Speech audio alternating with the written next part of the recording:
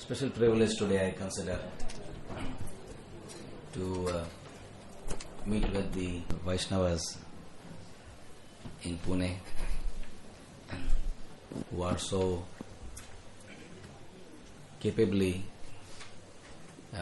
shouldering the beautiful responsibility of extending their lives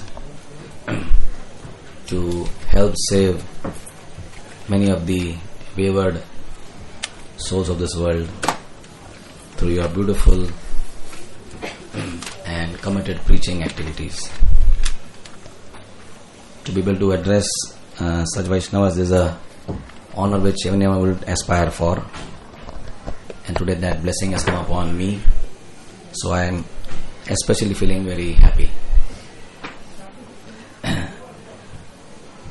We are been asked to speak about seva, service in the mood of being a servant of the Lord. And I was told to also share some thoughts about how it can be done practically.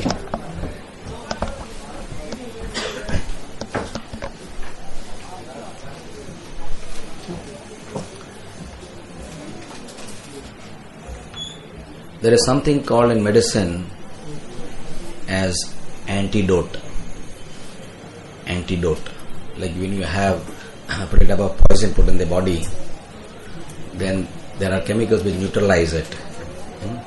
When you have a snake biting you, there is antidote for snake. It's called ASV, anti-snake venom. So that neutralizes the effect of the poison in the body. So, unfortunately, the very cause of our stay or descent into this world is because we have been bit by this poison of envy. The envy basically means the desire to be a separatist enjoyer from Krishna. We are all enjoyers. It is our right to enjoy. But there is the bona fide way of enjoying is by serving the Supreme Enjoyer, say Krishna.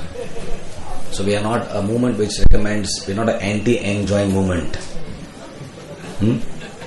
As some people would misunderstand ISKCON to be that we are against enjoyment. Because we don't watch television, we don't do partying, and we don't wear all the flashy dresses, and we don't eat the fancy foods, and we don't so many of the things which apparently give pleasure. So then when we don't do all that, we are considered as an anti-enjoying movement. Because they cannot figure out how are these guys going to be happy if they are not doing all this. And if our parents think like that about this movement, and maybe some of us also think about this movement, we're not supposed to enjoy. How can you enjoy? The word enjoyment itself becomes a very, enjoy. Enjoy Krishna consciousness. Yes, we should thoroughly immerse our hearts, minds and souls in enjoying Krishna consciousness.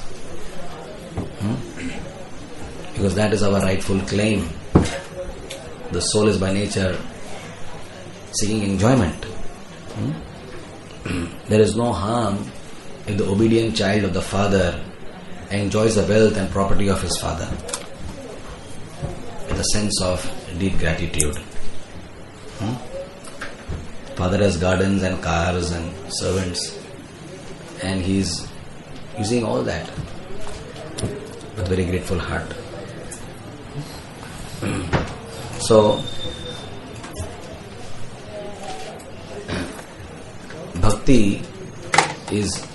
why is bhakti so powerful? Why is bhakti so exalted as against the other processes of purification of the soul? And because other processes do not really provide the perfect antidote for this poison of envy. They can help control our breath, they can help control our senses, by Ashtanga Yoga. They can regulate our breathing. They can help control our urges. So fine. And to reach the mind is so difficult. We know we have our mind, but how many times we can access our mind and really control it, right? It's just the more grosser of the subtle elements, and then you have a deeper element called the intelligence, which is even more difficult to harness, to control, to develop. It's so difficult to control the intelligence, right? And far more subtler than that is the false ego. And the envy stays there. And through that it percolates down through all our mind, intelligence and false ego. And the envy stays everywhere. So, now only if a process were to be able to help us to nullify the poison of envy within the false ego, can the ego get converted into its real ego. We are not here, Haribol. Hare Krishna. Haribol. Thank you, Hare Krishna. We cannot destroy the false ego. It is an indestructible thing. Therefore I say it is almost spiritual. It is so intimately connected to the soul. In fact, it's just the nature of the soul, which is in a false ego. When it is covered by the desires to enjoy, that enjoyment comes because the envy of, this poison of envy is there. Therefore, that false ego is developed. The moment that the envy, when the poison is removed, then it becomes real ego. You are understanding? So it is almost spiritual in that sense. It's just a little phase which comes up because of the adulteration of the element of envy. And bhakti is the only process which the scriptures give us, which is so penetrating in its effect, like a drug, which is disease is very deep-seated. It has to penetrate. There are barriers in the body. The body, there is an example of barrier. Suppose you have to give a drug. Suppose I get TB, tuberculosis in my brain. Then some drugs don't go into the brain. There is something called as a blood-brain barrier. So some drugs will not penetrate that barrier and not reach the brain. So other processes are, because there are so many barriers to reaching the subtlest element, other processes fall short. And other processes therefore do not revive the true nature of the soul in its natural state. It is only when we ascend to the path, the ladder of yoga, even if we start off with the lower forms of yoga like Ashtanga or Karma or Jnana, unless you reach the level of bhakti, you can't reach the deepest levels of your existence. So ultimately you have to go through bhakti. Having understood this, what is it within bhakti which makes it so powerful as against other process of yoga? The teachings of bhakti yoga are very direct. This is the disease, this is the solution. Other processes are quite indirect. Therefore, this bhakti process goes to the very root of the problem. बीमारी के जड़ पे पहुंच जाता है, बिल्कुल जड़ पे. Doesn't take up to the symptoms and just reach the very depth. And the solution of bhakti is based on nurturing the virtue of humility. Humility is an extremely powerful force in nature. In fact, there is no more powerful force in the creation of the Lord than the power generated to this virtue of humility. The power of humility is such. There are so many virtues. Many virtues are there. Generosity, being kind, being forgiving. They're all very virtuous attributes which must be learned by every student of yoga. Any student of yoga. Bhakti yoga, any yoga. However, the students of Bhakti yoga especially want to nurture this most jewel-like quality of humility. Why? The jewel of humility is such that it has the ability to attract the power of the all-powerful. It is a receptor, like you have an antenna which catches radiations, right? TV antenna which catches radiations, electromagnetic radiations, right? So humility is like a virtue which is like an antenna which attracts the power of the all-powerful. There is no other virtue which is equal to humility in its ability to attract the power of the all-powerful. No other virtue can come in line with that. And the moment we start practicing this quality of humility, it attracts the grace of the all-powerful. It is impossible to remove this poison of envy from the false ego by any mortal human endeavor. There is nothing you can do about it. It's finished. Once you are, because envy is finished, you cannot do anything. Only the power of God can help eliminate this deep-seated poison of envy towards the Supreme Personality of Godhead. So, the students of Bhakti Yoga live a life, live an entire lifestyle. Now that puts you into trouble. Hare Krishna.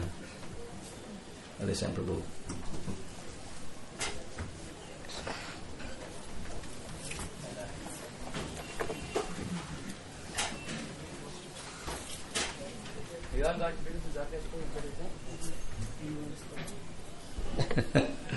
Hare Krishna.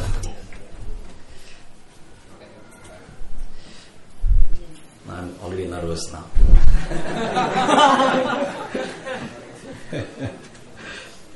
To speak in front of my worshipful God, but that is difficult.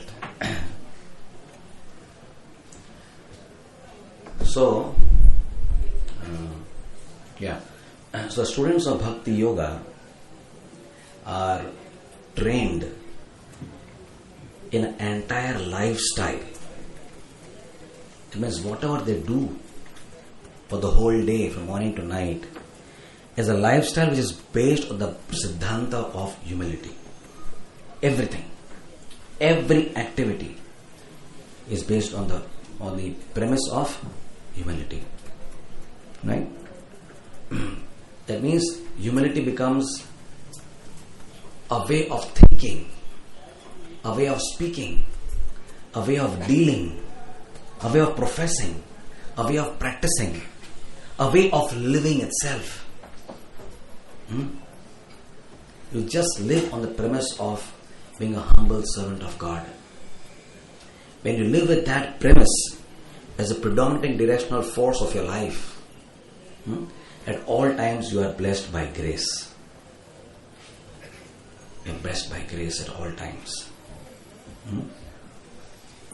Are you getting the point? Yeah. So, and it is a part of this grace which descends upon the soul, which is then able to eradicate this poison of envy, which, as I said before, cannot be eliminated by any human endeavor, any other form of yoga. It is indestructible. This poison is so deep, nothing can penetrate, no drug, no medicine, nothing. No tantra mantra, nothing can penetrate this. So,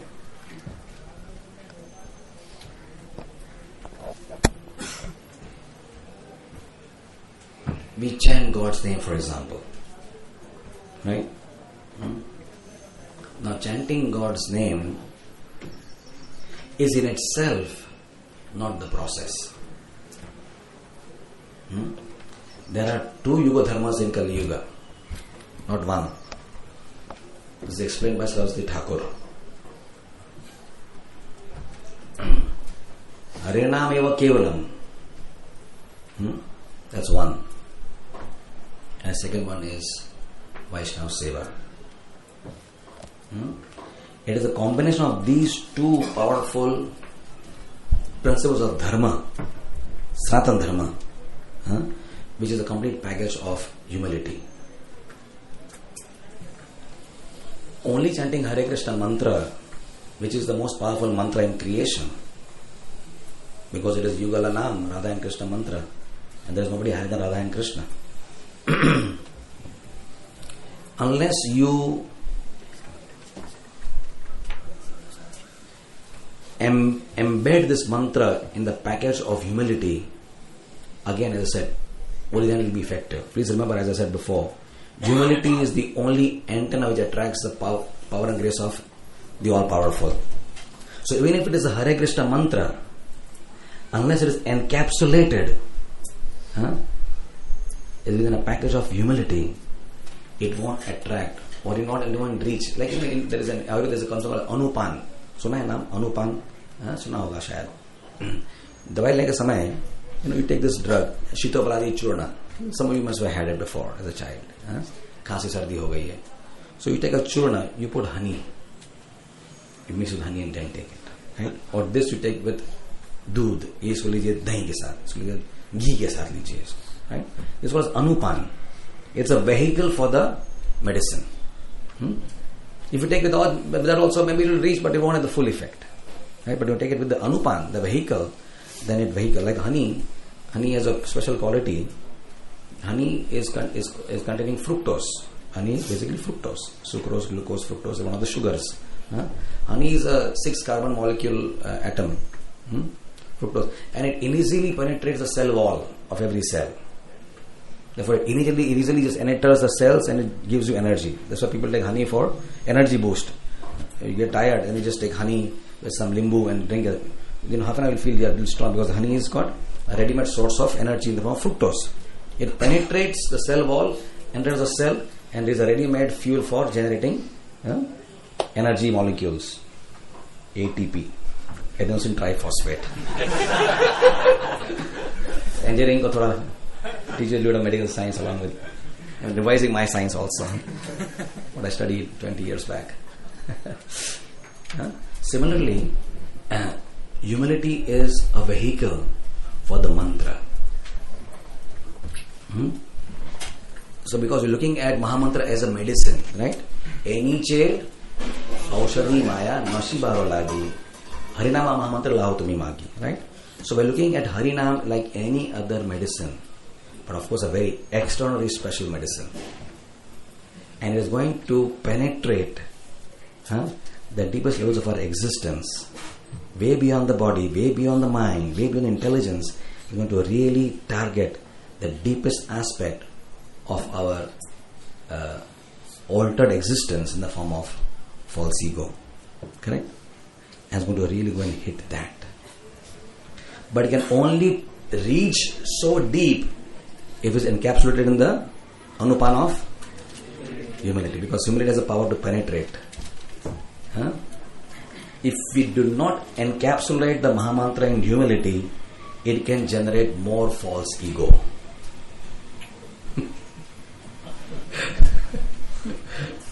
Do you know this? Yes. Indra is a devotee of Krishna, but he behaved more demoniacally than Vitrasur or not sorry, Vitrasur, Aghasur or Bakasur or Pralambasur. Is it not? He behaved more demoniacally, more viciously, more cruelly than any of these other powerful demons. He wanted to destroy Krishna, cows, bulls, Brijbasis, the land of Vrindavan. He wanted to eliminate the entire race of Brijbasis from the planet of the earth once and for all. Khatam. And any power was necessary for that, he was willing to do that. The worst weapons to destroy the world are Samartakai. He was going to use that to destroy a small village. Vrindavan is 84 course. 84 course village ke liye he also called the things which destroy the universe. The clouds universal destruction were used to destroy a small village of 84 course. That is the type of animosity he generated from within himself. And he is a devotee. Very scary, no? If devotees can do this, what demons cannot do? Huh? So the worst attack on Braja was not from Kaliya, who was enemy personified, but was from a devotee of Krishna. Think about it deeply. What damage the false ego can do, if it does not practice this quality of humility. It is an infatuation of Indra because of the opulence and all the facilities which God has given him, which further inflamed the false ego to be so large-sized. So in that sense, the poison has increased even more. If you see from the point of view of this analogy I'm giving you, it is even more difficult for Indra because he has even more poison now within himself. But remember, Indra is a devotee. He chants the Lord's names every day. He is not a lousy sense gratifier like the Ayashis of material world. One Ayashi, not like that. He is not such a lousy, loose guy. He is a very, very sober, very intelligent, absolutely discriminative person, great diplomat, tremendous qualities are there, right? So you don't think of him as just a guy who just watches people dancing and having affairs with all people around. He's not like that. He's a very, very sober and very highly respected person. In the ordinary kings of this world were so much, are respected. He was the king, he's the king of the Devatas, so he is very, very refined person. And he chants the Lord's name also. Naturally he chants God's names, Krishna's names, Vishnu's names, Narayan's names, as his daily sadhana. He performs sadhana bhakti also. He is a sadhaka. He is a sadhaka like you and me. But because of this tremendous influence of this poison of envy, it is so difficult he couldn't handle that. And a small thing like a child, just stopping, he has got so much. How many demigods are worshipping him? 33 koti. And one small child, once a few Brijbasis who are in an earth planet are not worshipping him. So kya ho gaya? So what? है ना? ठीक है. They are worshipping some mountain. ठीक है. If you are getting tax from 1 million people and one person evades your tax, ठीक है. So Yajna is like a tax to the demigods. So everyone was paying tax to him. But a small band of people were not paying tax. They were paying some tax to some mountain. They were like, ठीक है, माफ है. But that was enough to inflate and inflame his false ego. Right? And he did what he did. Right? So what I'm saying is, even though a person may chant God's name, if it does not practice humility, it will have a counter effect.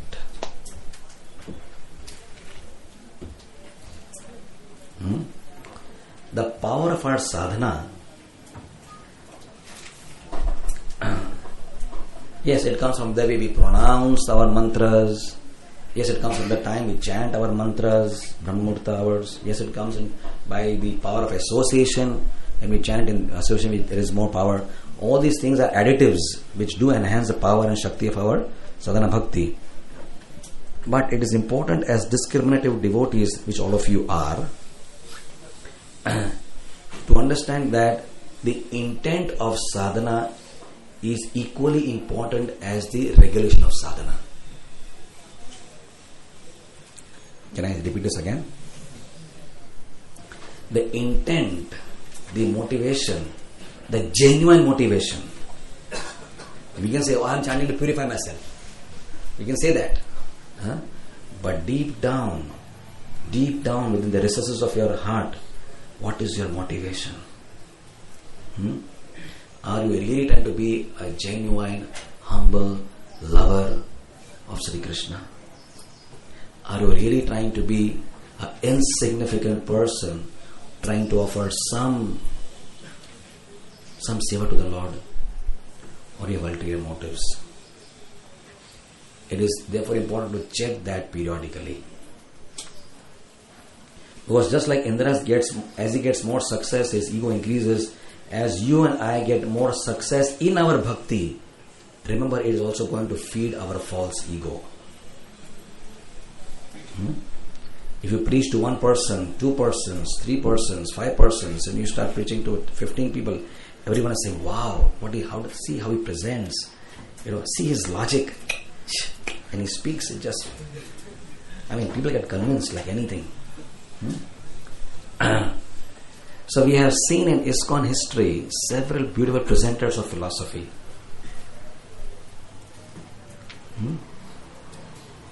ISKCON has had many successful preachers in the last 45 years of its history.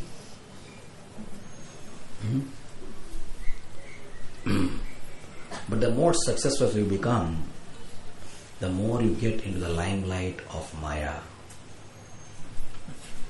Success attracts people, and success attracts Maya also.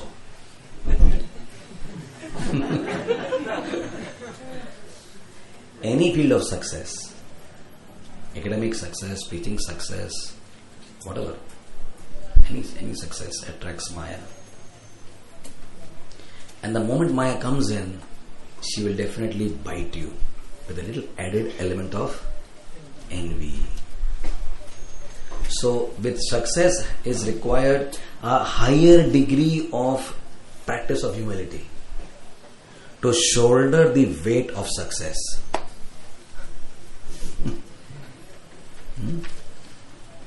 Because as you are getting success, your false ego will be fed a little more. Why is false ego fed more? Because we think, I preached, I prepared the PPT, right? I spoke the philosophy, I meditated the program, I cultivated this person, I counseled him about how to get away from all this nonsensical love affairs and everything else. I pulled him out of his Maya, I sheltered him, I showed him my love. Of course I showed the Lord of my Guru Maharaj on him, but it is of course coming through me. It is not my mercy, as they have told me, rightly they have told me, it comes the love of my Guru Maharaj through me. And therefore, actually he is getting my Guru Maharaj's shelter through me.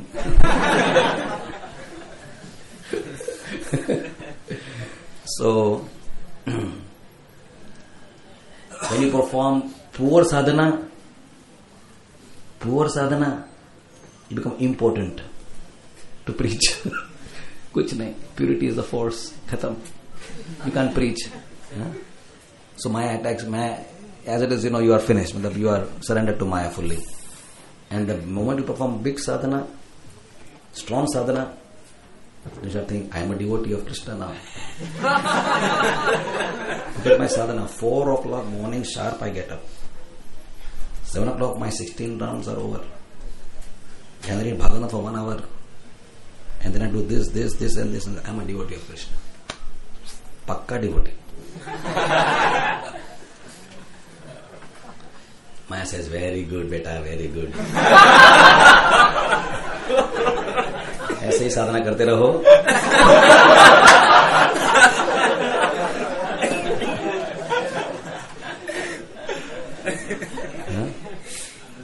Yes. So while bad sadhana has its own terrible consequences, good sadhana also has its consequences. So which is better? Why struggle for good sadhana? Bad sadhana ही करते हैं वैसे.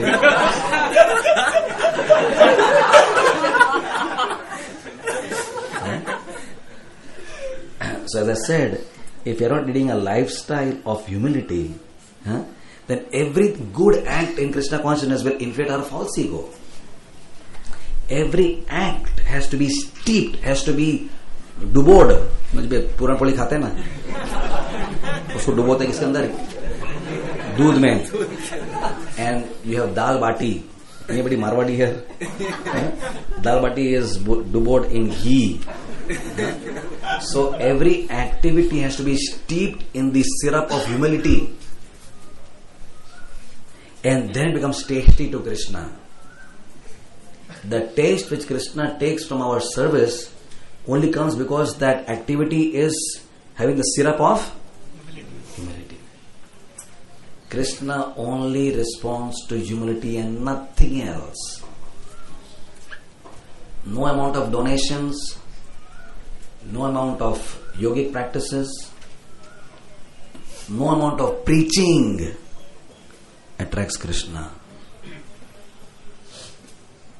in itself, unless it is packaged in humility. Right? So, therefore, the most important verse we can understand from what we have been talking about for the last half an hour. Therefore, we understand the most powerful verse in all the millions of scriptures written and spoken is Trinadapi Sunichena Tarorapi Sahishnuna Amanina Manadena Kirtana Sadahari. Mahaprabhu said this is the verse we should tie around our neck at all times, the string of the holy name. So when you are chanting Hare Krishna mantra very accurately, nicely, with proper technique, understanding all that, it is a prayer of humility. And the way to show this humility in a very tangible way to Krishna, Krishna is a very serious person. He takes our bhakti only seriously if we do a second part of our Yuga Dharma, which is that? Yes. So Vaishnava Seva is the actual exhibition or expression of the humility of our heart. That we actually become the servants of His dear devotees. So it is then and then only that Krishna takes our seva to Him seriously. I hope all of you have heard the example of Ramanujacharya's story, right? In this connection of how when he was going to that devotee's house, one of his disciples' house, right? All of you heard the story, I'm sure. And that wealthy person became very happy and started preparing and all that. But he neglected the inviter. Another person, oh, come, that, the story, right? So that story indicates very practical aspect, because in Sri Sampradaya, two principles are there in Sri Sampradaya, right? Two from each. In Sri Sampradaya, this principle of Vaishnava Seva comes in, of the two. Bhakti, freedom from Jnana and Karma, that is one. And second is Vaishnava Seva, that comes from Sri Sampradaya. And that component Mahaprabhu has taken very strongly in his Gaudiya Sampradaya. Very strongly. Very, very strongly. Right? So, real success in spiritual life will come when we perform our ordained sadhana properly and package every activity we perform in the spirit of humility. This power to do this activity comes only from Krishna. Right? Krishna is allowing me to do this service. I am not the doer. So there are various, we shall now go to a little different type of connotation on humility. There are some practical tips which you can take in trying to develop this beautiful virtue of humility. Some tips like that. Some like that. Small things. So, I think that's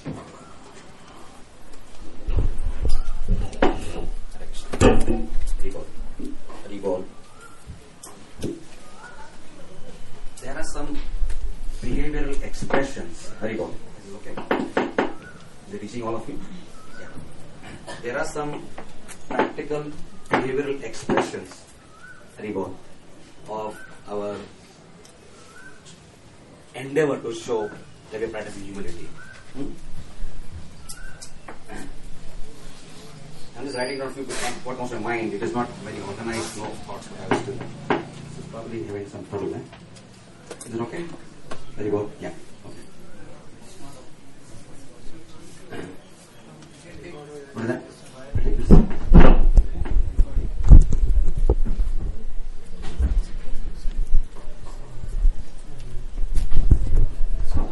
Hare Krishna. Yeah.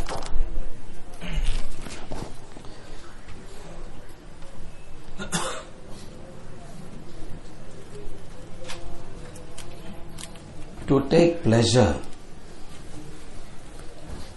or appreciate others' success in Krishna consciousness. These are some practical insights we will now take for ourselves, as will help us through the whole day, through our life, as to how do we know that we are really, really practicing this factor of humility or not. You are preaching happily, nicely, successfully. Others also are preaching. In the material world, it is such a tough envy. A cardiologist will ask another cardiologist, ये मैंने में कितना angiography किया? Will ask, right? पांच किया, पांच ही किया, तूने कितना किया? 25 किया तूने, ठीक है? Right? So there is intense rivalry in the community of cardiologists usually. कितना bypass किया? He'll ask him like that when they meet, in the operation theater. गए महीने में 4-5 किया था, कुछ 4-5 किया. सर अपने पास कोई पेशेंट ही नहीं आता आजकल.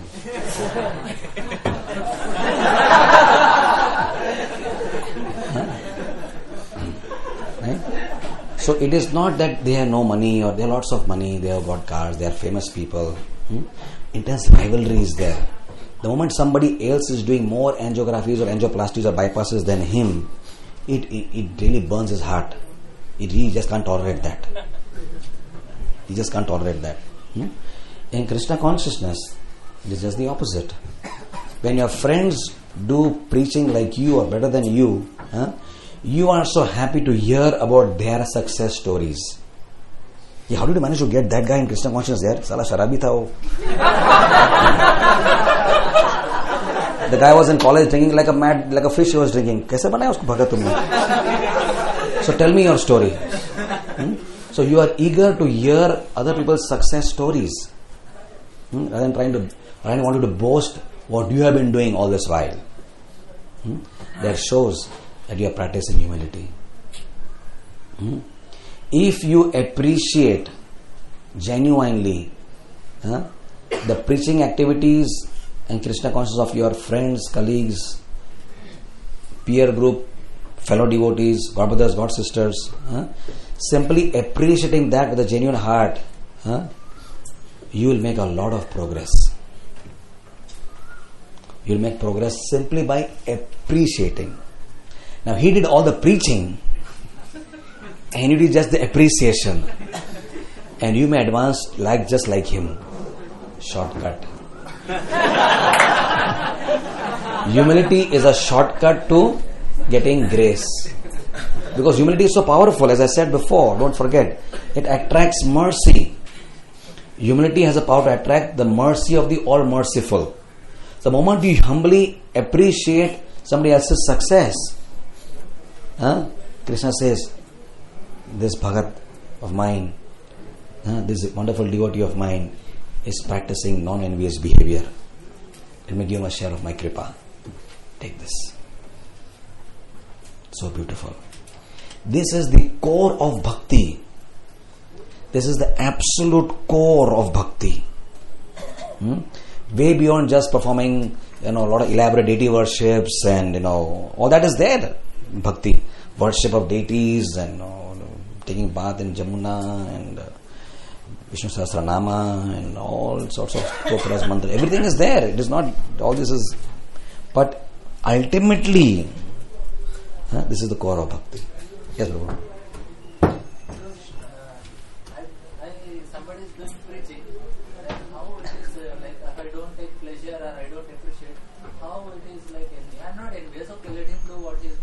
So then that is neutral then. So, and how it is connected to humility? If I don't appreciate, that means I am not humble. If you are not appreciating, because it is not like a very like that thing. Means if he's doing his own thing and you're doing your own thing, and and you know that he's doing well, fine. But if you actually go out of a way to find out what he's doing, how he's doing, and you feel great joy, right? If you happen to be in a conversation with your fellow devotee, and just having some satsang with him, because preachers meet, I'm sure you preach and you discuss क्या हुआ college में, कौन से college में क्या हुआ, warden ने क्या बोला, उसने क्या बोला, परमिशन मिला कि you must be discussing your own thing, right? And you just find this devotee is so doing such empowered service so beautifully, right? And that conversation makes your heart leap in joy. Like, look at this. Look at how my dear friend is being empowered by Krishna's grace to do so wonderfully. In this difficult situation of this college, he is still making such much success. You may speak to him or you may feel it in your heart. The moment you show that type of behavior. If you don't know, it's okay, then aisa nahi ki envy ho gaya wo. But if the Lord of course knows our heart, if there is a feeling of competition, unhealthy competition, that will also be known to the Lord. But here I am saying that the moment you actually practice non-envious behavior in the form of deeply becoming happy, and therefore you find that devotees, they take pleasure in glorifying others. So when you glorify others,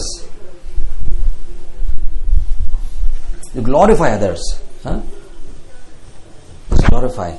Glorification also is a type of non-envious behavior. Both is a means and end, both. Sadhana and sadhak both. Because generally we want to get glorified, no? Again the same, ASV, anti-snake venom. If you want to get glorified, how to counteract that? Glorify others. Bhakti is more like that process, just do the opposite activity.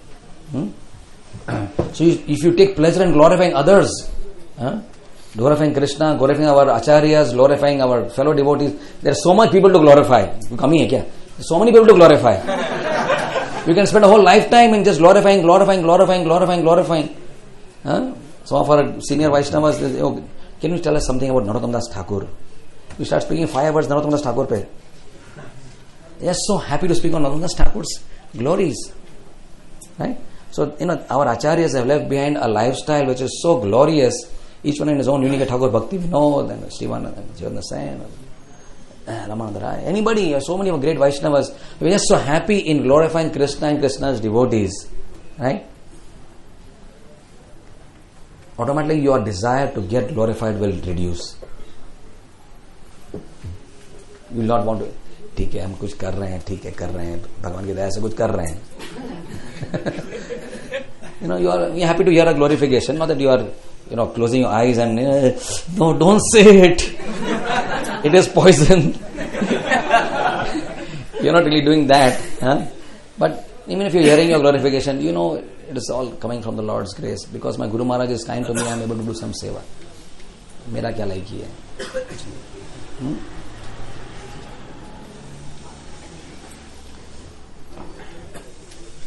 You expect no special privileges.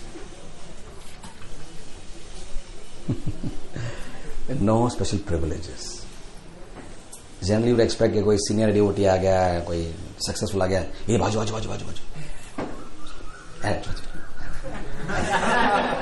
Somebody special has come. You expect a little extra prasad because और चाहिए थोड़ा सा. Right? We come to the plate counter and said, because he's such a successful preacher, empowered. So you want to please him a little more. Prabhuji, और एक गुलाब जामुन दूं क्या आपको? बाकियों को एक बंदे को 2 दूंगा आपको मैं.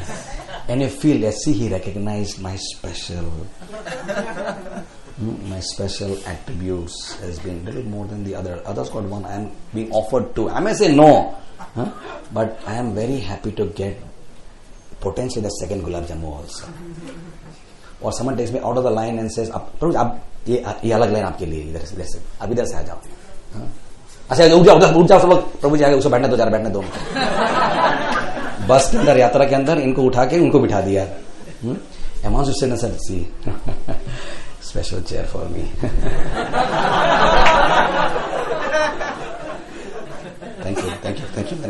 you very much. Hare Krishna. So, when we start expecting special privileges, we are acting on the platform of false ego. Right? The senior devotee, I saw, we used to go for yatras. Visakhapatnam or somewhere, I don't know, Visakhapatnam it was. A long line, we took a bath in the Krishna river. A long line was there. 3 बज गए थे सब, ये तो hot भूखे हो गए थे सब. 3 बजे स्नान करके, अभी 3 बजे भूख भी लगी है. Should have been eating at 1 o'clock. तो इतनी बड़ी कतार. And I saw one of my godbrothers, his name is Krishna Chandra Prabhu. Some of you may know, have heard his name, Mr. Mafatlal. Was standing way behind, like just one hanging there. And when I saw him, I was struck with wonder. He was not thinking himself as Mr. Mafatlal, successful in so many areas of life.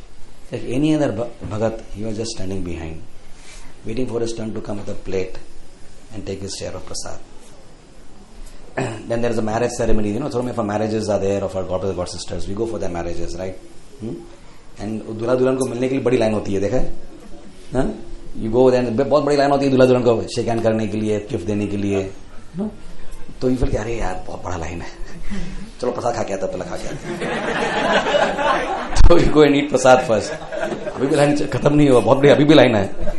प्रभु जी कैसे है? हरे कृष्णा. हरे कृष्णा प्रभु. जाओ जाओ. You're very happy to get into the line somewhere in the first 1/3, so that you can save a valuable 20 minutes of standing right behind. But the same devotee again, I went to another devotee's marriage in Matunga. He's not a very big devotee. He's just not a very. But I saw Krishna Chandra Prabhu again, same example, standing in the same line which I had bypassed. And I wished that person, and I shook hands with him, gave him my gift, Vishaka Priya, myself. We both came out and I just walked down the stage and I saw Krishna Chandra Prabhu standing right behind. I said, what a fool, what a rascal, what an egoistic, puffed up bum I am. And this person who needs to go right in the front, what is the value of his time? But he is standing humbly in the line behind. Right? So he doesn't expect any special favors, no special privileges. He just likes saying, I'm a commoner. A commoner. You know what's a commoner? Right? Common person. Like a man in the street. He doesn't go on with this air of being special. A false ego makes us always feel that I am little special. A little special, but I am that little. That little is the one which really can have enough poison of envy within that. Enough false ego can fit into that little special thing. So no special privileges.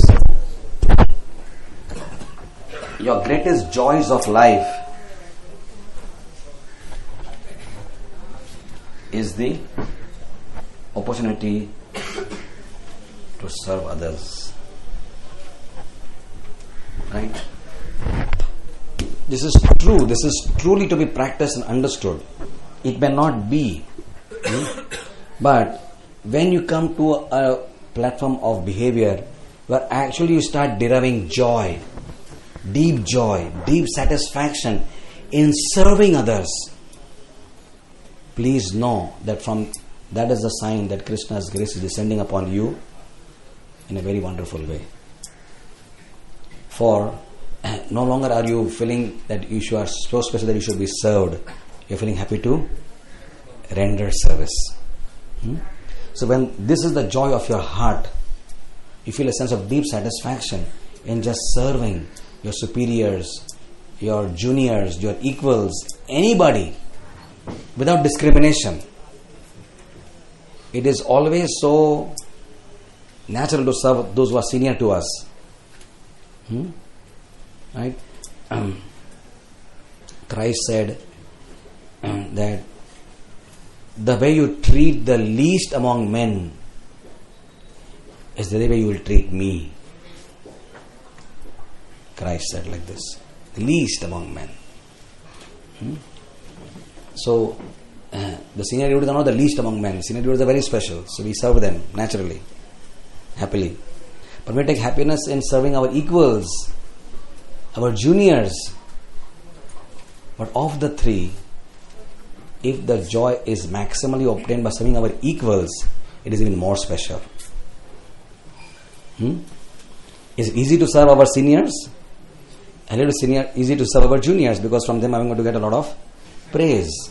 But to serve our equals, it's difficult.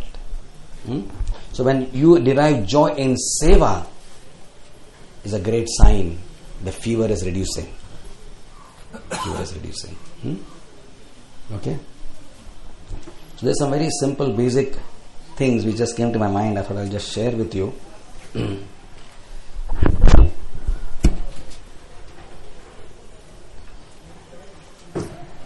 You're willing to give your full... Yes, brother. Joy of serving others, but we are proud of serving. Because this person is depending on me, so I am serving. So how avoid this? I am serving. I am feeling like many materialistic people, they do social service. Yeah. They are also joyful in serving. Yeah. What is the difference? I am a superior position. I am humble. I am getting opportunity. How to know the difference? That we have to experience. If it is joy coming from genuine service, it's a different type of joy altogether. Different type of joy. And you will be able to make out whether it is, pure gold or it is not gold. Krishna will give you that satisfaction from within. It gives us a bliss, happiness.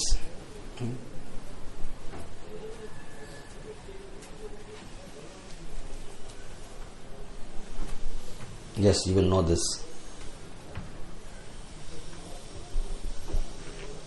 Fifth one is that when I talk about what this factor about is the way you treat the least among men is the way you treat me. I said just read that from Christ, quoting Bible. So there is a beautiful story you must have heard about Saraswati Thakur's life, about this brahmachari who watch repairer. You all have been told this story? Yes. So you know the story, right? So that brings about a very important principle of humility also. Is it not? Saraswati Thakur was such a big acharya. So successful, so many souls were there, so great. But then a least important person, one brahmachari left. Okay. All these people are there.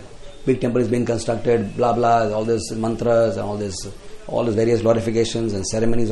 But he is concerned about one devotee. Right? So to show us, this acharya shows that how each and every devotee is important. Every small person is important. In Krishna's eye, there is nothing like small and big. It is our judgmental analysis which makes us feel this is big, this is small.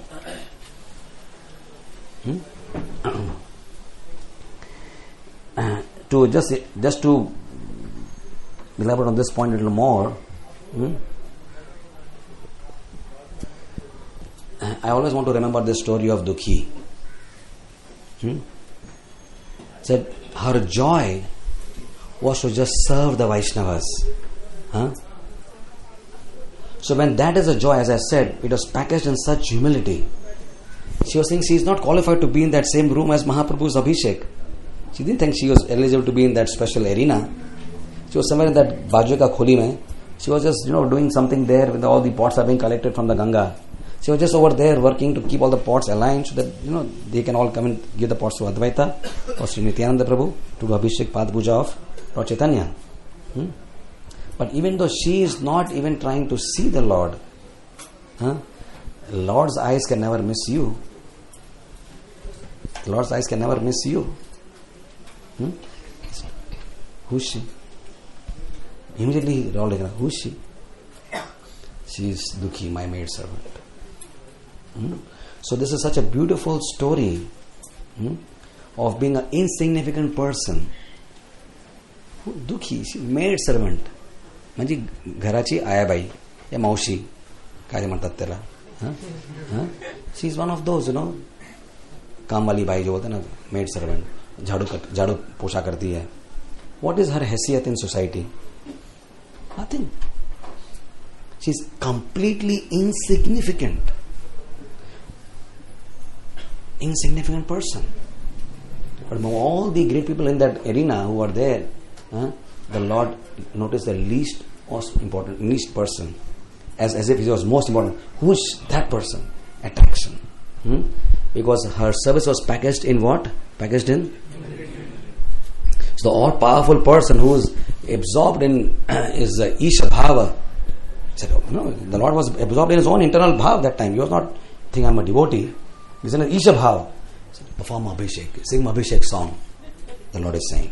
He was thinking, he's not thinking, he's God himself. But Mahaprabhu is saying he's God. Now come on, worship me as God. And that was his mood. That was his bhav. That is his desire. He is independent. Swarat. He can think of himself in so many ways. He said, you perform. But even though he's absorbed full in his ecstasy of being the Supreme Lord, simultaneously he's able to see this lady who was a Kamwali, Jhadu Katka Wali Bai. Right? Call her. Not only recognizing her, खाली पूछ लिया होता कौन है, दुखी, अच्छा दुखी है उसका नाम, ठीक है, अच्छा सेवा करती है. So that will be one recognition. At least he asked, भाई कौन है, क्या नाम है उसका. No, we say that, अरे वो बहुत अच्छा सेवा कर रहा है, उसका नाम क्या है, उसका नाम है कृष्णदास. अच्छा IIT का है. अच्छा. So it is a recognition that somebody noticed his wonderful service. Call her, bring her here, let everybody see. Let everybody see. Said, so I don't like this name Dukhi in you. It doesn't sit into my heart properly. From this day onwards I give you Shuddha Bhakti, unalloyed devotional service to Krishna. Your name will be declared as now Sukhi. Immediately the Lord showed that. She just went into raptures of ecstasy, tears flowing from her eyes like torrents of rain, shivering, shaking. She just started chanting Krishna, Krishna, Krishna like that. As if she was struck by the powerful electric current. Like, such a big voltage, how you chanting. You become like that. So it was like a thunderbolt of Krishna, Mahaprabhu's mercy just sort of struck her. And the small wire of her heart couldn't take that huge current. And she was vibrating with that huge power of his grace. And automatically all this romancha kampastu started happening. This story is glorified by Vrindavan Thakur in Mahaprakash Leela. So this story is so important. The Mahaprakash Leela is about all these things. Srivas Thakur was thrown away from the assembly. Who was speaking that time? Devananda Pandit. Right? Now he can think, I am Srivas Thakur, a great Brahmana of Navadvip. Right? He could be such a scholar, highly respected person. And उठा के अगर आपको बाहर को फेंक देगा, how will you feel? Just imagine how will you feel? But he did not, say, you know who I am? He just left. He felt bad, but he just left. Kroja Sridhar, all these Mahaprakash Leela, they are all examples of personalities who have practiced deep humility. Sridhar was an insignificant person. And nobody, even the devotee, also knew him. So you see, it is not that only people who are in the limelight are the successful guys. There are many successful devotees who are not in the limelight, and we want to see them. Because Krishna is seeing them. They are the people who are most important in Krishna's eyes. So, Sridhar, no success. What success can be there for a banana seller? There's no proper house also. But the Lord knew. Nobody in the community knew. He said, go and call him. So these examples are so extremely dear to the Vaishnava community because they truly bring out the essence of what we're talking about today, of being a simply humble servant of the servant of the servant. So this philosophy is a very real, a very tangible, and probably the most expedient manner to propel our consciousness towards the kingdom of God. And nothing is as equal or equally powerful. Nothing. Nothing whatsoever. And that is why we talk about success in yoga so rapidly in one lifetime. Imagine what takes Bahunanam Janmanam Ante Jnanamam Mam Prapadyate. To the jnana process, Mahaprabhu, the Lord himself says, to jnana process it takes Bahunam Janmanam. Bahu means Bahut. Bahut lambit samay lag. So what the same yogic process which takes Bahu, so many things in jnana process, in bhakti process we say Asu. Janati asu vairagyam. Jnanam samahetukam. Asu. Asu means what? Immediately, swiftly, rapidly. Right? So why is it difference? Why is it difference? Because bhakti is based on humility.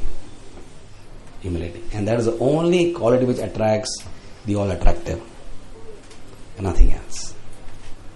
Right? So all of us, while we are very, very happy to serve, the opportunities we have to serve the Lord, but we know that all the success which we have, or even the failures we have, is not our doing. We just keep doing our seva with dedication. With dedication, with enthusiasm. To make somebody devotee or not is up to Krishna. Who am I to make somebody a devotee? What a huge false ego is that, to think, मैंने उसको devotee बनाया. Let us never think like that ourselves. We cannot make anybody devotee. It is that grace which is to some extent flowing through us, coming from Guru and Sri Krishna, which is somehow touching the people's hearts. It is a grace which is attracting them to the lotus feet of Radha and Gopinath. We are simply trying to act at best as instruments in the Lord's hands. The instrument should never take any glory, any success. The pen should never take any glory of, the brush should never take the glory of the paint. कौन सा brush use किया था आपने, क्या painting किया है? Nobody says like that, ना? They say किसने पेंट किया है, कौन सा ब्रश पेंट यूज किया है, ऐसा कोई पूछता है क्या? नहीं पूछता है. They always ask who painted this painting. So the person is more important than the brush. Similarly, we are only here as living instruments. These are dead instruments to write, to paint. We are all living instruments, that's all. We are conscious instruments in the hands of the Supreme Consciousness to offer service which we have been giving. Hare Krishna. Thank you very much. So, anything else? Any questions? Yeah. The second point, glorify others. So sometimes we want to genuinely glorify and we are glorifying also. But that devotee may think that actually, it's leg pulling going on. Like pulling. It's like too much this person is glorifying me. It's like, it's not the truth. And this person is like, he's envious or something like that. But in that state, how the Lord will perceive this, or how, like it will be Vaishnava that devotee is getting upset, or what will be the... Hare Krishna. And now the complexities start. Now the complexities of the analysis starts. It is best that we just understand things as they are. Because, when we hear the subtleties of bhakti or any process, our mind tries to become even more subtle than that. And go to the actual nanogram analysis, or the picogram analysis also. So the nanometer analysis of a molecule of bhakti or humility. The molecule is, maybe 6 microns, but then you want to see what about the nanometric analysis of this aspect of humility. So I think the question is definitely asked with good intent, but I would say that let us not allow our intelligence to really unnecessarily sort of complicate the entire genuine understanding which we may have attained to some extent through this discussion today. Right? Because when we ask questions of this very technical type, we sometimes lose the focus of the entire experience of what we have understood. And again our mind goes into a state of becoming cloudy, because the false ego again starts covering up our understanding. Maya is working from within as well, remember. And sometimes our questions are asked in such a complicated manner, being propelled by the illusory energy, to cloud our basic understanding which we have already obtained. So that gets eclipsed.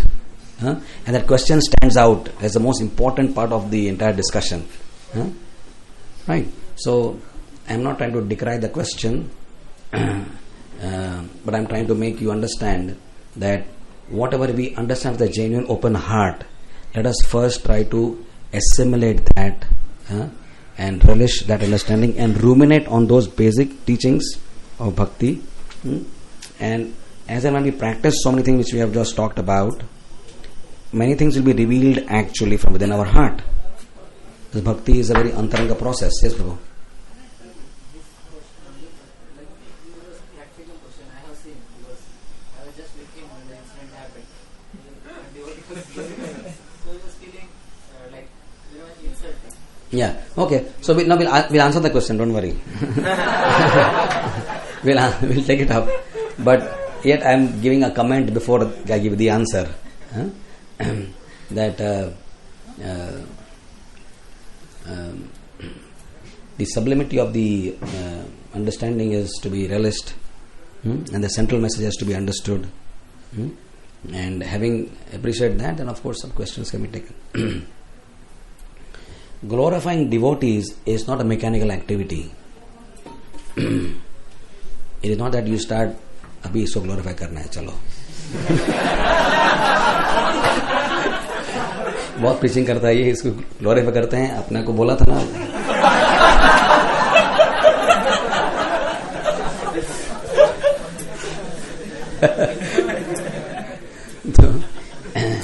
It is a natural flow of the heart, and is done with, I would say, maturity, wisdom and sensitivity. It may not be necessary to really take the mic and start glorifying the person, correct? But even if because ultimately Krishna is in the heart, it's not, he doesn't see our words, right? So if we are just basically just so happy about that person from within our heart, it is a sense of glorification.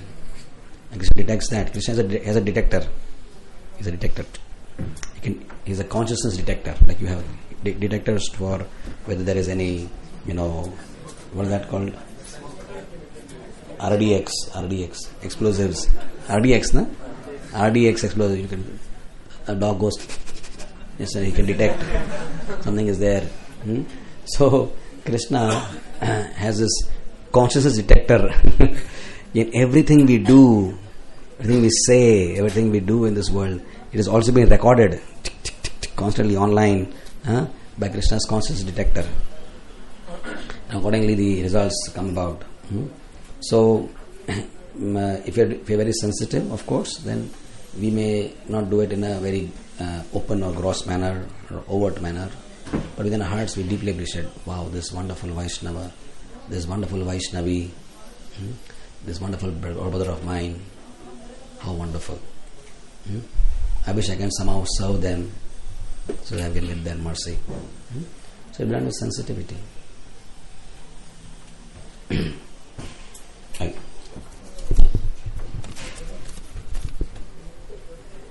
I don't have my specs, so you like to read it? If someone is taking disadvantage of our quality of humility, then what should we do?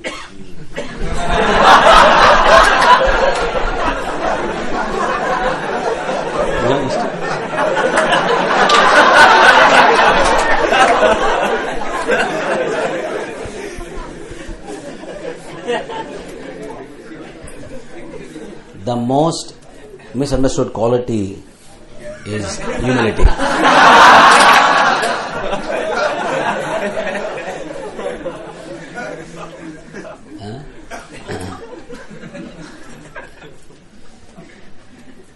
I do not want to profess to think that I have understood this quality myself to any great extent.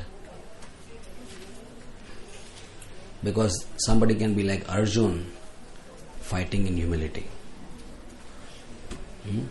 Were it not for the acharyas to teach us about bhakti, we would think Arjuna is a very egoistic person. Right? But Arjuna is fighting in complete, utter humility.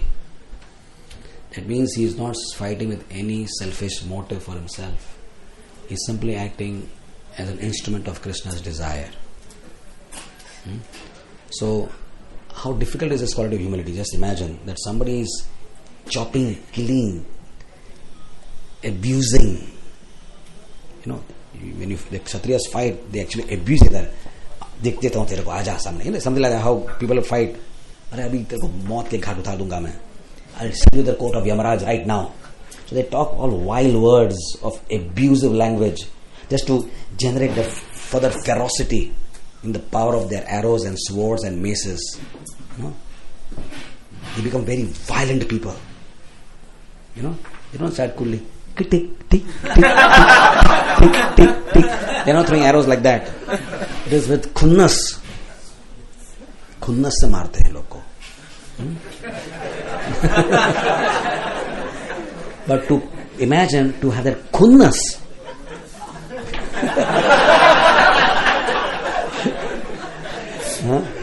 in your fight, and yet be glorified as a pure devotee of Krishna, as a humble instrument of Krishna's desire, trying to establish Sanatana Dharma as per the Lord's desire. Lanir Bhavati Bharata, he's just establishing Krishna's Dharma which he wants to do through him, but he's fighting with khunnas. So, that is humility. Imagine. Just imagine how very bewildering this entire quality is, no? Is it not? It is not something which we commonly feel and see as humility. It's a state of the heart. It's not the posture of your hands or the or the state of your body lying flat. Dandavat Prabhu, Dandavat. It's supposed to be a addressing of humility, that I want to bow down in front of like a danda, I want to fall on. Dandavat Prabhu, Dandavat.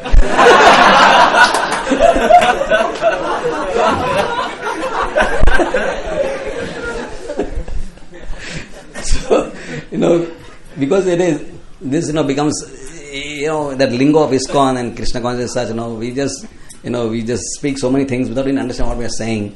You say, प्रभु जी ऐसा नहीं करना चाहिए. प्रभु जी समझ रहा है क्या आपको? प्रभु जी तुमने कितना बड़ा दिखा दिया मालूम? प्रभु जी के बोल के सब प्रभु जी बोल के उसको सब बोलने का उसको.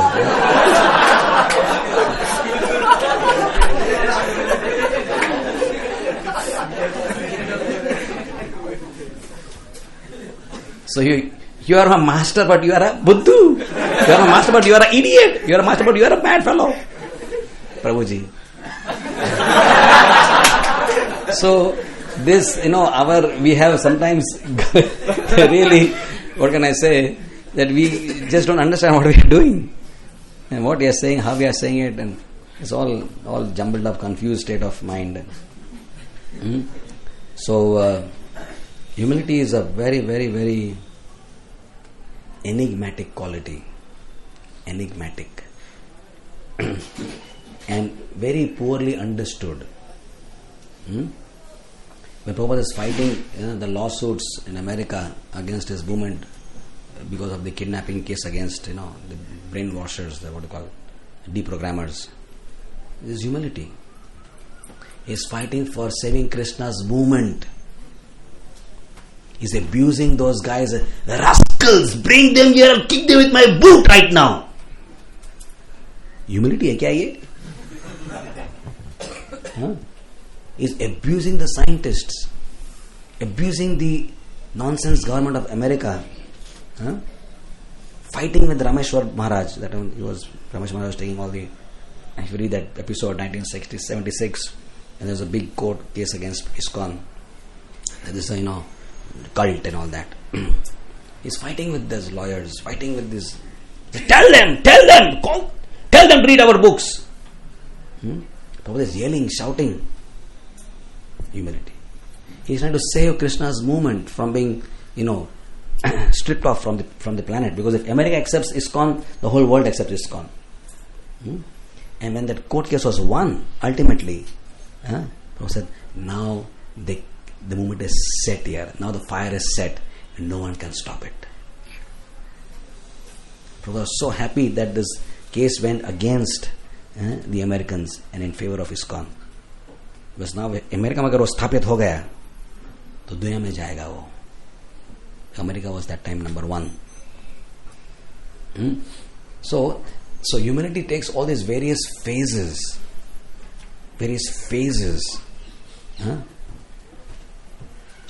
Somebody just spoke up and challenged Prabhupada suddenly. Something like somebody said like that. Prabhupada just devotees think pakad ke dho dalega isko abhi. This how they are thinking isko. This guy is talking all nonsense isko. Right? Prabhupada said, maybe I insulted in my last life. So he's insulting me. He got a completely different response. This is humility which we can understand. The other humility which I said, we can't understand. Right? So humility takes various phases. It takes various roles. It comes out in various ways. And primarily,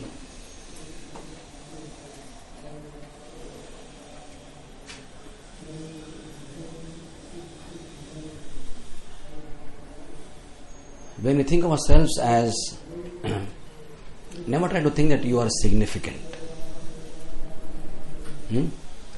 That story of Tamal Krishna Maharaj, that in the whole creation there are so many millions of planets, and there are so many millions of planets. There are the our solar system, and there are so many in that planets, and this galaxy, this and that, and then this Earth planet, and then these are story. Then it said, and in this there is one person called as Tamal Krishna Maharaj, and I think this is very important. Right? Then Prabhupada really cut him down to peace, by showing that you are an insignificant person. Of course, Tamal Krishna is not an insignificant person; he is a very significant person. Every devotee is a significant person, but the Acharya, the Guru, knows how to really, cut down to size this false ego which we have. Cut it. So, never think that we are significant people. We are insignificant. The story of how Prabhupada was asked, Prabhupada, I am most fallen. He said, you are not the most anything.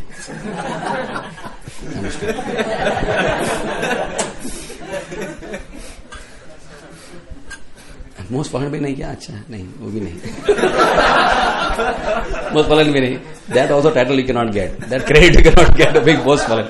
वो किसी और को मिलेगा. So, Prabhupada really in this way trained his disciples to make and said, you are simply insignificant. Khatam. You are a drop in the ocean, a ray in, a small spark in the fire, a small drop. What is the significance? Right? So when we live our life with this mood, then automatically everything becomes an act of humility. But we can only speak theoretically right now. We need to practice this on a day-to-day basis. And when we do it with genuine heart, then as I said, it attracts Krishna's mercy and we make rapid progress on the path of bhakti. So please package every activity you perform, your chanting, your services. Therefore we chant this pranam mantra, for example. Before we give your classes, what do you say? Namaham Vishnu Padaya Om Agyantimanandasya. This is a prayer of humility. Is it not? It's a prayer of humility. You are simply folding your hands and praying that your previous acharyas may give you some intelligence to speak something sensible to help the people you are speaking to. As a prayer of utter humility. to all your predecessor acharyas. So everything we do in our movement is based on this factor of humility. You enter the temple, you bow down flat to Prabhupada, to the Vaishnavas, to Gaur Nitai. It's an act of humility. We chant our prayers, Mahaprasada Govinda, it's a prayer of humility, is it not? Dharmade jivati lobomaya sudurmati tage katino samsare bahut lafda hai. Then he says, Krishna bada doyamo, you are so kind, you are giving me this. So it's a prayer of humility actually. You are expressing your utter inability to control the senses, dharma jiva, and of all the senses that Karana is most difficult to control. But my dear Lord, you are so kind. You are giving me this swaprasad, annadilo bhai. You are giving me this prasad. It's a prayer of actual humility. But because we don't really see this factor, we just go through the mechanical movements of saying the prayer, because we have to do it. But actually everything we do, if we do it properly, will nurture step by step this quality of virtue of humility. If we say with the proper consciousness, our pranam mantras, Namam Vishnu Padaya Krishna Prishtaya Bhutri Srimati Bhakti Vedanta Swami Ti Namine. That prayer to Prabhupada is a prayer before we chant our rounds, that by your mercy, how about this Mahamantra? It's a prayer of gratitude. Jai Sri Krishna Prabhu Nityananda Sri Advaita Gadadhar Sri Vasadi Gaur Bhagavan. It's a prayer of gratitude to Panchatattva, to eliminate the numerous offenses which will now going to occur when I chant Hare Krishna mantra. It's a prayer of humility. Right? So we were given the entire package properly, perfect. Provided we just see it in that light properly. So this discussion which we have amongst each other is to again refocus, to bring back to reawaken this particular state of mind where we see things in a proper light and do it accordingly. Right? So that's the way it is. So it's 5 o'clock now. I think it's getting late, no? But we have to go now. I think the last question, we'll take one last question. Where is Achyuta Prabhu is here? He was outside, eh? He's outside? Yeah, you can just call him that, they can arrange for the next program. The points seem to be symptoms of humility rather than means. If we don't have... Say it again. The points seem to be the symptoms of humility rather than means. If we don't have humility, the tips will be only mechanical. If I feel myself special, what exactly I should do? Yeah, in Krishna consciousness, the means and the end are the same, almost always. Right? This may be the symptoms of humility and also maybe the practice of humility. Both are here. If I am not feeling humble, if I try to do this in a proper way, I am acting on... So as they were asked, Prabhupada was asked, if you don't feel enthusiastic, kya karna chahiye? Act enthusiastically. So we are not having humility, but these are just some things which I just thought about. This is not from any scripture, but I just thought about bring up these points. So they can make us understand that even if we are not feeling like this, we can try to be, sort of adopting that mood. Ultimately, we may not be pure devotees, but we want to superimpose the mood of the acharyas on our mood. It says, Tulasi dekhi juraya prana madhava toshani jani. Right? So we don't feel like this when we see Tulsi Maharani. He said, Gaur Bide Kirtan Shri Ananda Hridaya Nache. You don't feel so much happy when in the Kirtan. Or Charana Sidhu dekhiya Ganga, Shuka Sisi Mana Pai.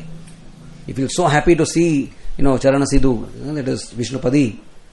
We don't feel like that. But when you see Ganga, Mother Ganga flowing beautifully to the Himalayas, and remember these words of Thakur Bhakti Vinod, you like to see Ganga through his eyes, the eyes of a pure Vaishnava, isn't it? When we say Tulsi Maharani next time, you won't like to see Tulsi Maharani. Oh, she is so wonderful, she gives so much pleasure to Madhav. Right? So we want to superimpose the realizations, the understandings, the words of our acharyas, senior Vaishnavas, pure devotees on our understanding. And by doing that, gradually we understand that thing in its true value.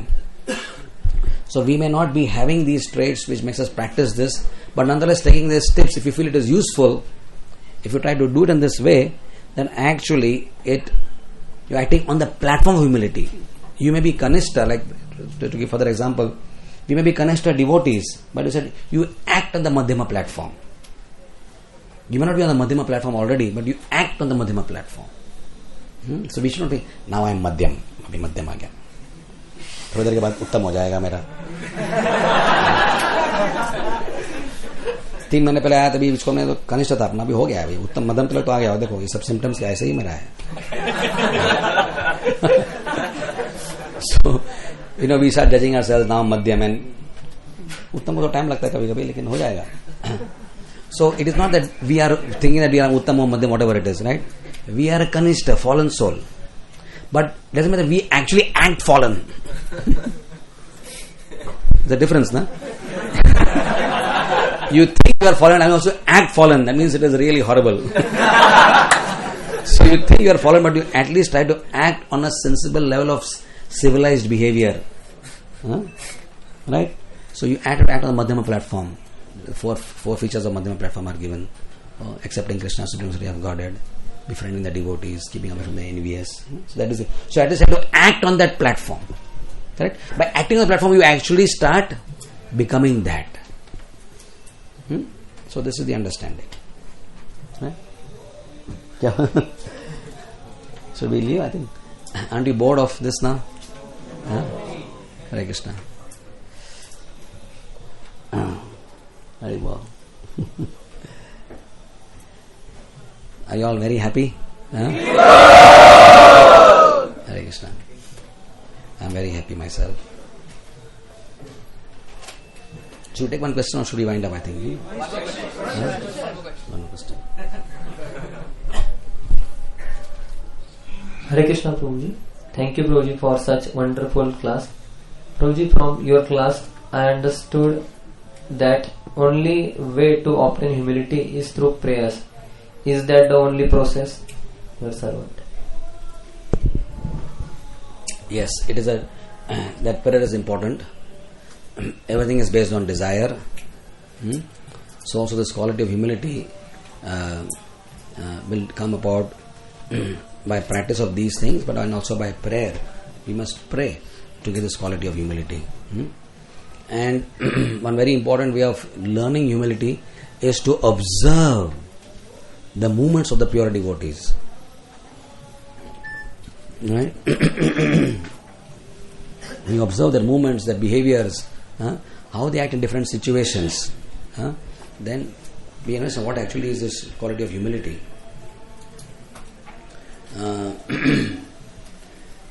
Just by the discussion yesterday with one of my friends about, he was saying that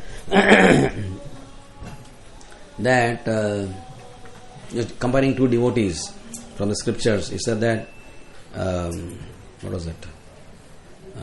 Bharat Maharaj and Jiva Goswami. The Jiva Goswami was challenged by this Rup Narayan, right?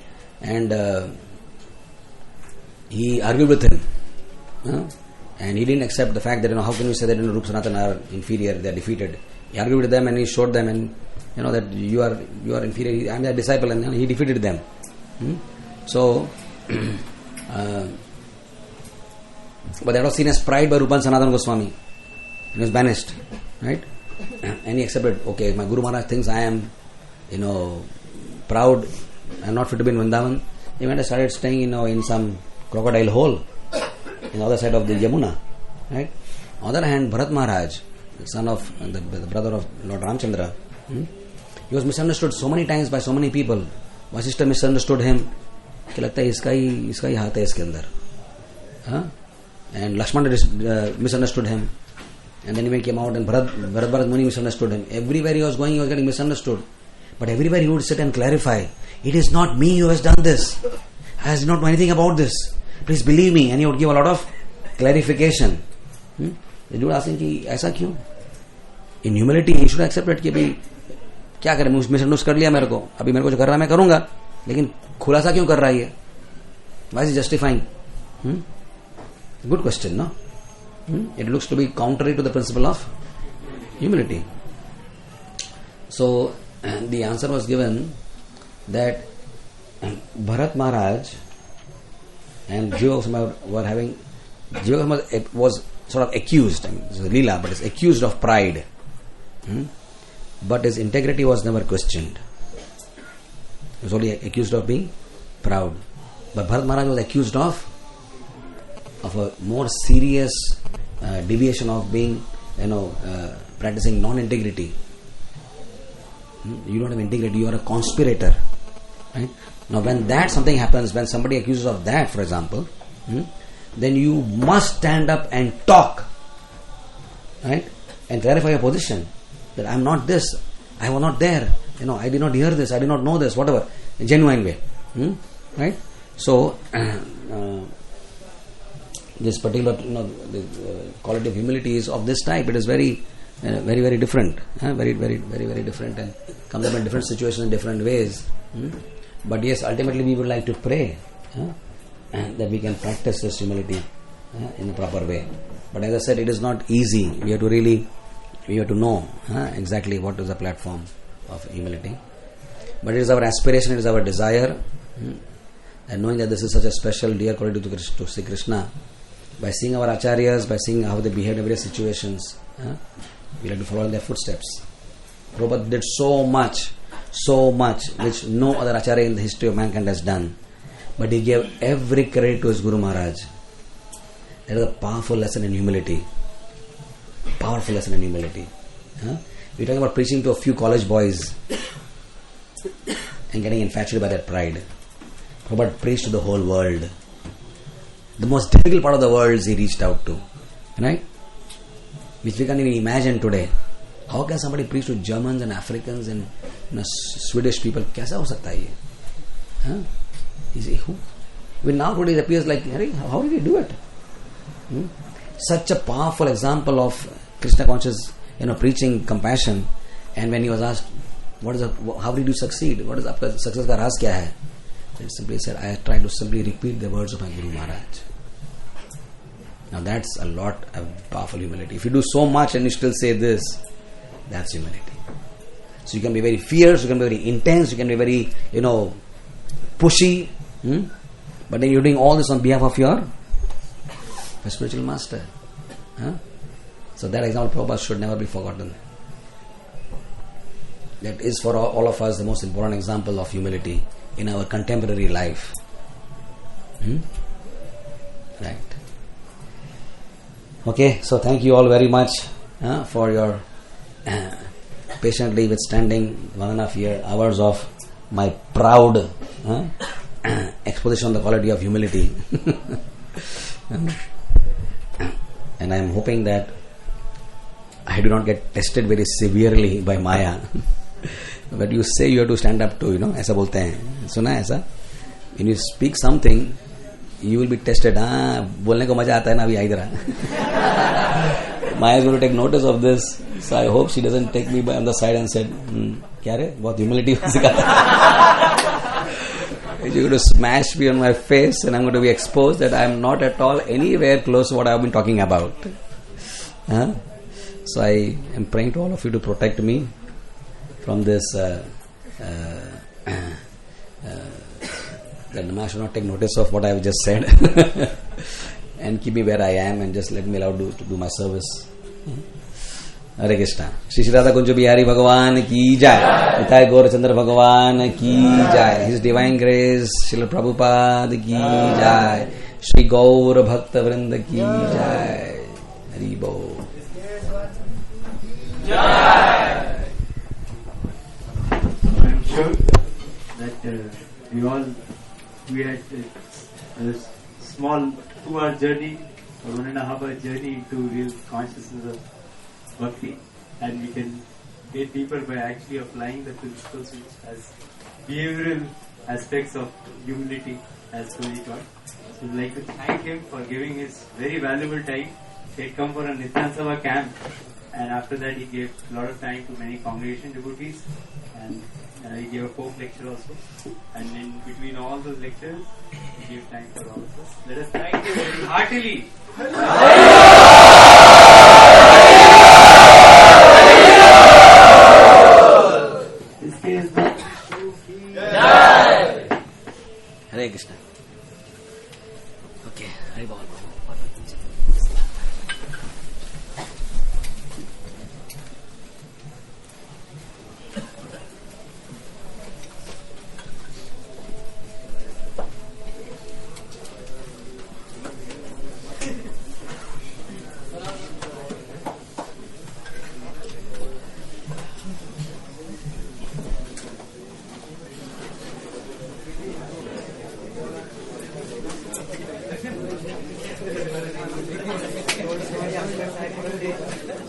knowing also what is natural and what you are very. I could understand actually my understanding is very shallow. Actually, I could understand.